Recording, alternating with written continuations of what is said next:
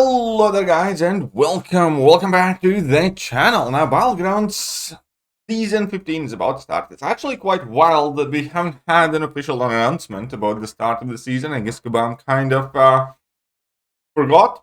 I don't know, it seems that something went wrong there for them this week, because yesterday we got that message that we were only supposed to get like on Friday in the game, and well, there is no Battlegrounds season announcement. So we do not know whether the rewards or anything else gets changed, but we can talk about the meta and obviously the expected MVP champions, better for defense, better for offense, and all of that other stuff.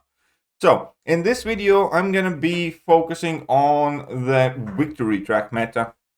I might make a separate one for the Gladiator Circuits weeks 1 or 2, but I'll definitely be making a video about Gladiator Circuit weeks 3 and 4 when that is coming closer. But overall, we can see that the meta is intended to be skill-centric. Whether that's going to work out as much, we're going to see. But offensive buff for the entire month, for the entire Season 15, is going to be for skill champions. Every 5 critical hits a skill champion lands, purifies all non-damaging debuffs on them.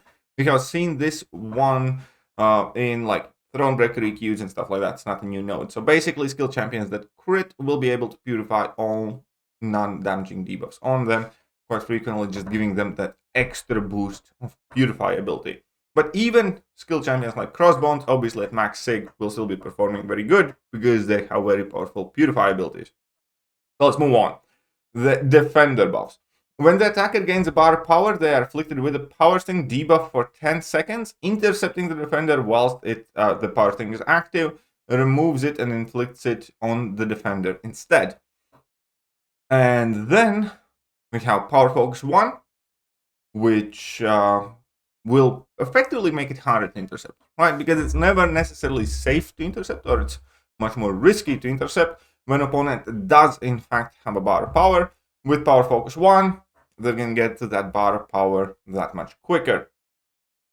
And after a bar of power, they suffer 80% combat power rate, which is actually going to have an interesting side effect as well, because that will mean that you can go aggressive for longer, especially if you're capable of purifying the power stings, because that means you don't necessarily will have to bait out as many special attacks if you are preventing your opponent from throwing the first special.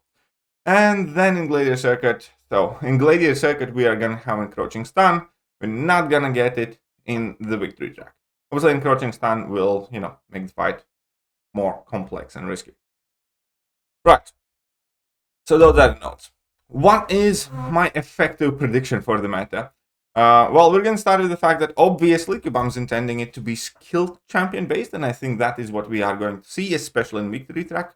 Perhaps not as much in Gladiator Circuit for reasons that I'm going to explain a bit later. But the initial instinct for players naturally will be to stack their decks with skill champions, whether they have the purify abilities or not. So you're going to see the higher than normal level of skill champs in there, because skill has plenty of dual purpose champions with purify abilities that will perform phenomenal, like for instance Kingpin, right? For instance, I think Killmonger is actually going to be better than normal, because with Killmonger, I suspect if you have a big Killmonger, you're going to be very, very, very happy next meta for several reasons. Because, number one, whenever you will get a power sting with Killmonger, when you're going to be using him offensively, you'll gain a chunk of power, right? And that means that you're going to be able to, throw your specials more frequently. Number two is when you throw your level 1, you get the counter punch, and then you get very easy, safe intercepts, even if opponent does have a bar of power. So you're going to be able to spam your specials and get rid of the power stings quite quickly and put them on the opponent. And defensively, Killmonger is one of those champions that can kind of punish opponent for a messed up intercept. So even when you catch Killmonger in between all of his other abilities, being on cooldown in terms of reverb and whatnot, if he doesn't go for an intercept, you can get punished quite hard if he has thrown the level 1 and he has counterpunch on. So I do think that Killmonger actually does have quite a lot going on in the next meta. Obviously, we have Mole Man, again, tons of purify abilities and easy intercepts and guaranteed crits. So Mole Man seems pretty much perfect for the next meta as well. Shield seems amazing. There's going to be Valkyrie should be making a comeback because she doesn't gain power that much. She shouldn't have much of a need for intercept. She can also purify the non-damaging debuffs. And yeah, in general, she should be doing very, very well.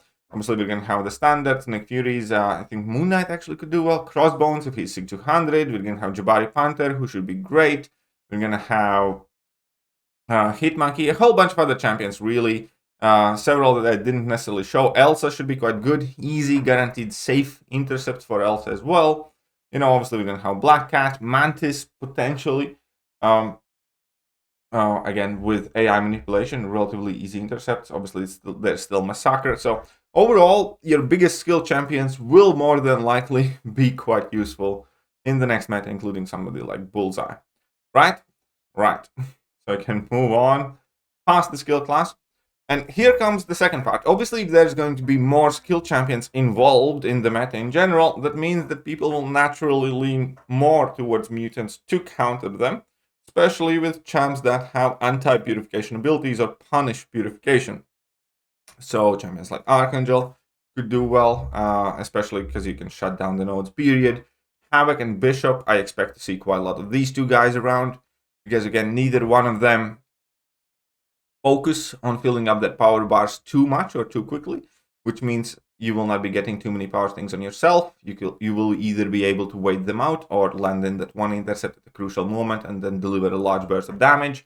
And then we're obviously going to have Onslaught. It's very new, very great. Omega Red. If you don't want to, you don't really have to throw the special attacks at all.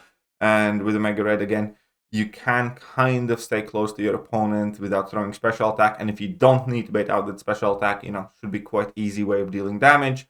I'm going to have Toad, because obviously you're going to be wanting to punish all those skill purified champions. Domino should be, very versatile two-way champion there.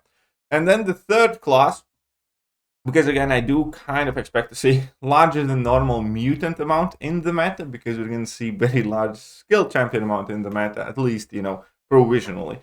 That's what I kind of predict to see, especially at the beginning in the victory track. I think by the Gladiator circuit, the metas might shift a bit, focusing a bit more on encroaching stun. But in victory track, for sure, it's going to be skill champions. Then mutants are going to come into play to counter the skill champions. And then naturally, we're going to see some of the tech champs taking place, especially if they have dual purpose abilities like Ant-Man Future. I think you're going to see quite a lot of him yet again. I think Red Skull is going to be one of the secret MVPs for the next meta as well, because obviously he has a lot of defensive potential. That's one. Number two, he has a lot of crit resistance, so unless your skill champion is going to have guaranteed crits, it's not going to be easy to collect all the 5 crits against him. You're going to have to focus on dot or some other damage delivery method. And perhaps most importantly, because he also, especially in Gladiator Circuit, has minus 100%, 10% opponent stun ability accuracy for each armor up, so up to minus 100%. So he could be very, very viable two-way champion, especially for the Gladiator Circuit. I do expect him to do tremendously well next season, to be honest. Ghost, again, easy intercepts. I think that is going to help Ghost a lot. You're going to be able to get rid of those power things quite immediately, and obviously nuke down the mutants that you need nuking down. And Starkhand Spider-Man. Starkhand Spider-Man kind of because you can ramp him up without crossing the bars of power, really, and then you can just kind of go ham at your opponent without the need to bait out special attack. Shuri should still be doing great, and obviously Warlock, because with Warlock's great power control, you're going to be able to get easier intercepts. With that, you're going to be placing debuffs on him and continuously, easily triggering that infection and power draining further, more and better. Then obviously some champions that do not rely on debuffs, and do not rely on debuffs. Heart is going to be more important than people think, because that's kind of fitting with the mutant theme. Because if you're going to see a lot of champions who are relying on purifying the debuffs, I think we're going to see defensively, our Atumas, Korgs, Maulmans, Kingpins, Baron Zemos, stuff like that. And then the champions just who don't really have need for debuff purification, sticking debuff to the opponent, would be the ones that do better. And champions like Hulkling, because Hulkling also doesn't rely on gaining too many bars of power. Also, ironically, I think Hulkling should be quite a big Nightmare defender in the next meta, because with Power Focus 1, Hulkling's one of those champions where you want to push him to level 2, which is going to be harder to do because of Power Focus 1. He's going to get very quickly to 1 bar of power, not that quickly to 2 bars of power at all. And then on top of it all, he's one of those champions where you can't just, turtle up, hold your block, and, push him to those level 2s as easily.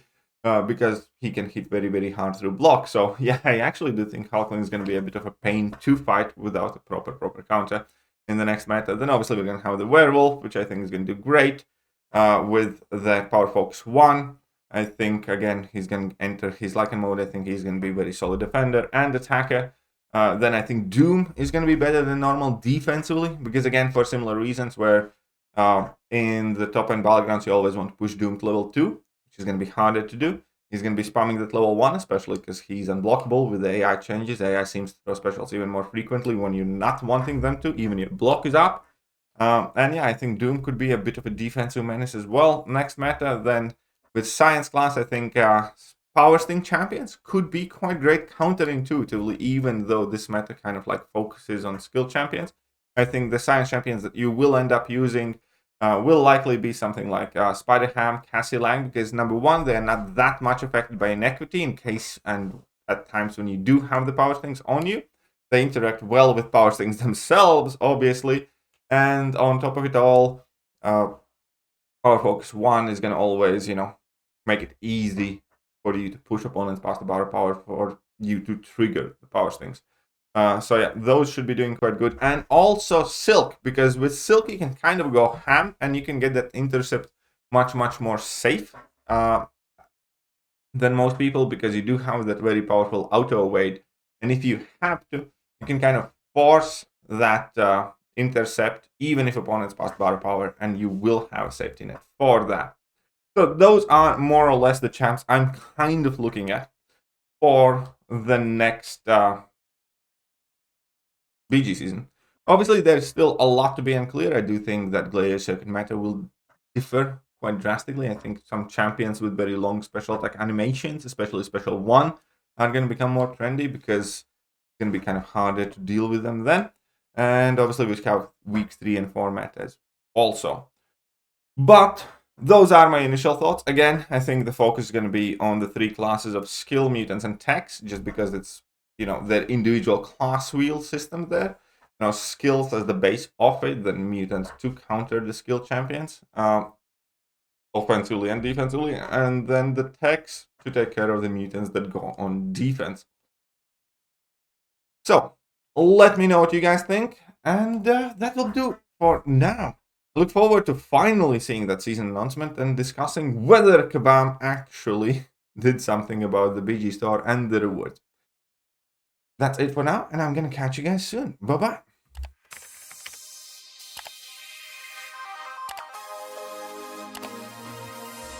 Hello there, guys, and welcome back to the channel. So we have all the information